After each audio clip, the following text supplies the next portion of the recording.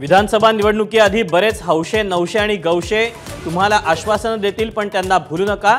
बारामतीच्या जनसामान्य मेळाव्यामध्ये भर पावसात अजित पवारांचं वक्तव्य।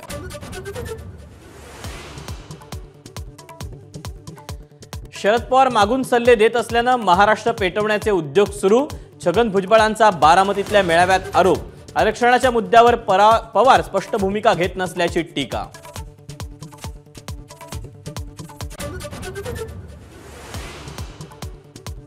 मराठा समाजाला आरक्षण देऊ नये यासाठी देवेंद्र फडणवीसांचा दबाव। मनोज जरांगेंचा गंभीर आरोप। अजित पवारांच्या 2 ते 3 पालकमंत्र्यांवरही षडयंत्र रचल्याचा आरोप।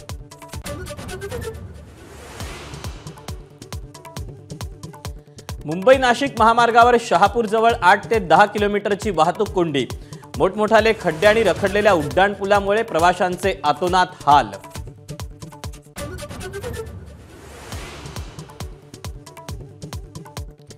रायगड जिल्ह्यातील पाली खोपोली राज्य महामार्ग पाण्याखाली। अंबा नदीला पूर आल्यानं वाहतूक विस्कळीत।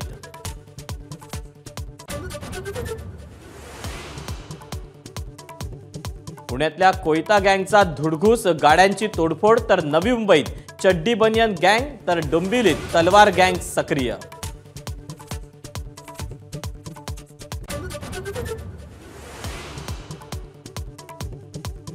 जगन्नाथ मंदिरातलं रत्नभांडार अखेर खुलं। 46 वर्षांनंतर रत्नभांडार उघडलं।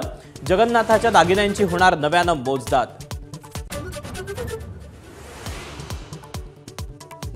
पुणेकरांना प्रतीक्षा असलेल्या आंतरराष्ट्रीय विमानतळाचं नवं टर्मिनल अखेर आजपासून सुरू। दरवर्षी 90 लाख प्रवासी ये जा करण्याचा अंदाज। 1,500 प्रवासी करू शकणार एकाच वेळी वेटिंग।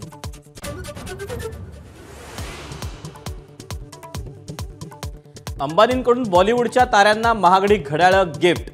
शाहरुख रणवीर सिंग सह अनेकांना 2 कोटींचं घड्याळ भेट। तर नवरदेव अनंत अंबानींच्या हाती 54 कोटींचं घड्याळ।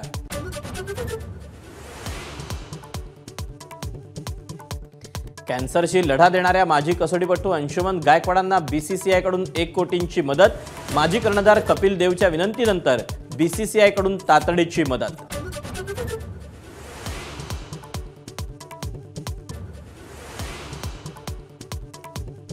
गोसीखुर्द धरणाचे 3 ते 5 दरवाजे उघडणार। धापेवाडा बॅरेजचे 14 दरवाजे उघडल्यानं पाण्याची आवक वाढली।